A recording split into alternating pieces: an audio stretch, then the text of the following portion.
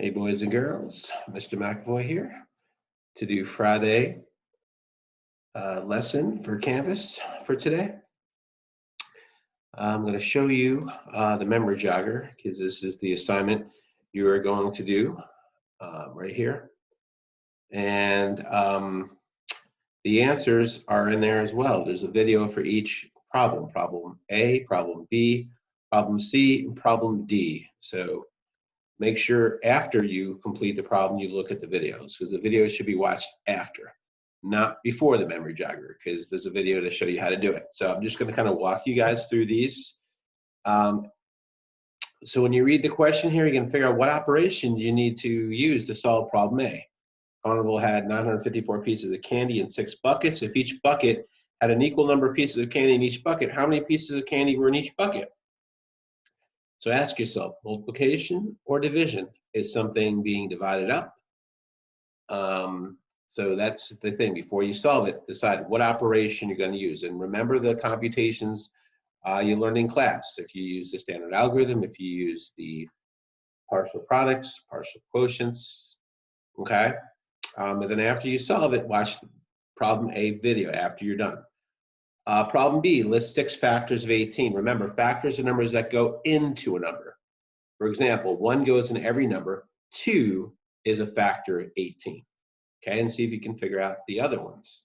Okay, multiples are numbers when you skip count by that number. So it says list 6 multiples of 18. Well, if I want to find the multiples of 15, I would skip count by 15, 15, 30, 45, 60. So to find the multiple of 18, you're going to skip count by 18. So for example, if you skip count by 18, the first number you're going to say is 18, and then keep adding 18 onto each number to find your multiples. So 18, to find the next one, that's the same as 18 plus 18. To find the third one, that's 18 plus 18 plus 18, or 18 times 3, and so on. Okay, problem C, round 4,829 to the nearest 100. Remember the strategies I showed you guys to round.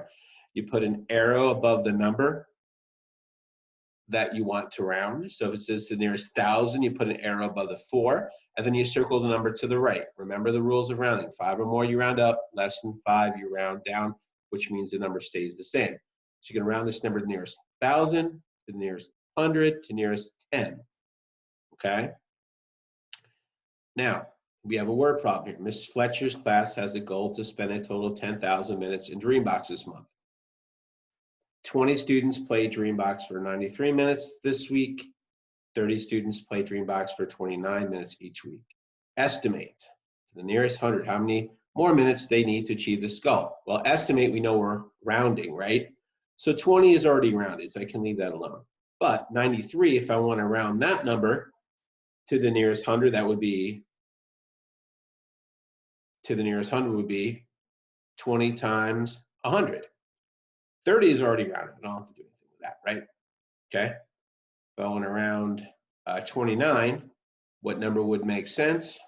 It's close. What round number is the closest to? 30, right? So I know when I solve this problem, I'm going to do 20, right, times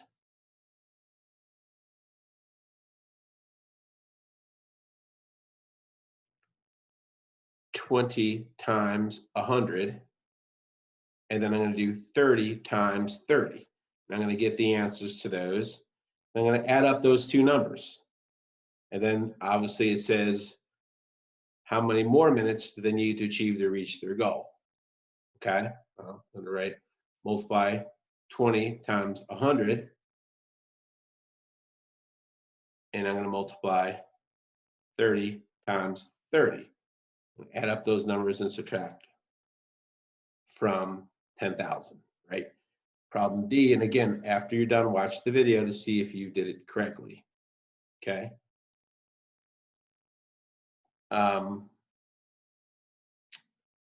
Okay, over here, I have an array that's basically using the window pane we've learned, right? So I have, so this is a 14 right here. So what number do you think A is to give you 14? So 7 times what would give you 14? That'll tell you what A is, right? And then here we have a 30 here. So 7 times 30 gives you what? And that'll give you the answer to B. 7 times 30 would be what? That would be B. okay? Put the values on each one, and then you're gonna write equations. So when you're done, you should have filled in this one. So what equation does that show? You're gonna write an equation. Does that show multiplication equation, a division equation, and write the number that it shows right here on the line. Okay, then watch the video when you are done. Okay, and you can make a copy so you can actually show your work. You can type right in there as well if you would like. Okay. Also, I want to show you just a review of symmetry real quick for you, because you learned symmetry this week, and these are some of the common geometric shapes you're going to kind of think about with symmetry. Okay, so think about all the different lines you can do. So this is a circle. So a circle, believe it, has an unlimited amount of lines of symmetry. It can go down. I can keep cutting it into halves, so it has an infinite number of lines of symmetry. So a circle would be an infinite. You can keep cutting this in multiple lines of symmetry. Okay, so this right here is the isosceles triangle. So isosceles triangle has one line of symmetry straight down, and that's it. Okay, now a square. Now the rule of thumb with polygons is if it has equal sides, then if you count the number of sides, that's the number of lines of symmetry it should have, except for the rhombus. So this square has 4 lines of symmetry. One straight down, one across, and then its diagonals, right? And that gives me a total of, whoops, it gives me a total of 4.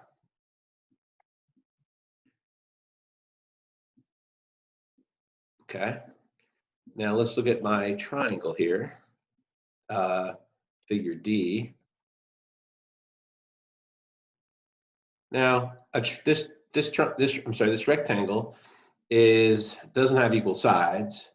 It has 2 lines of symmetry straight down and across. It's only got 2.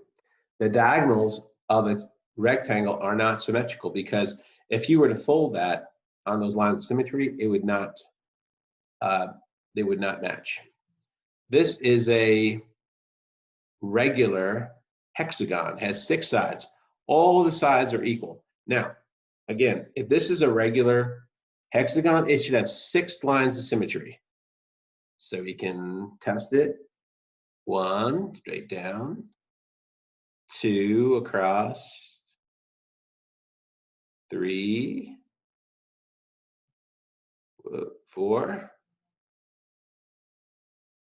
5, and 6, right? So if I just know the rule that if it's a regular hexagon, which means it has all equal sides, it should have 6 lines of symmetry. But look at shape F here. This is a equilateral triangle, which means all 3 sides are equal. So that means it should have 3 lines of symmetry.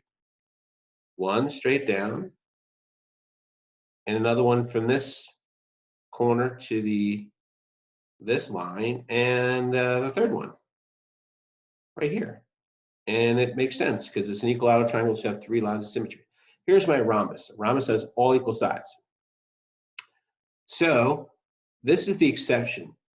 So even though it has all equal sides, there's only 2 lines of symmetry. Just the diagonals, 1 and 2. Okay. If you try to go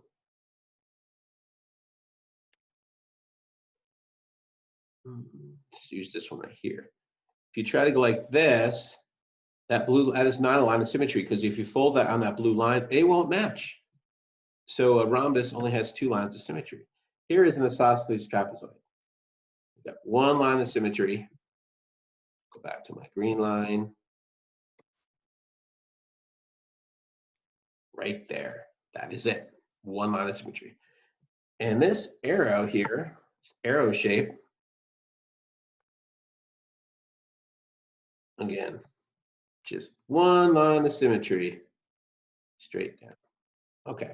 Thank you, boys and girls. I just wanted to show you a little bit of a review on symmetry using some common shapes, and then also just to kind of go over the memory jogger for you guys.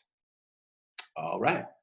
Um, so again, make sure you watch all the videos when you are before with a memory jogger. Make sure you watch the videos after you attempt to solve at the end.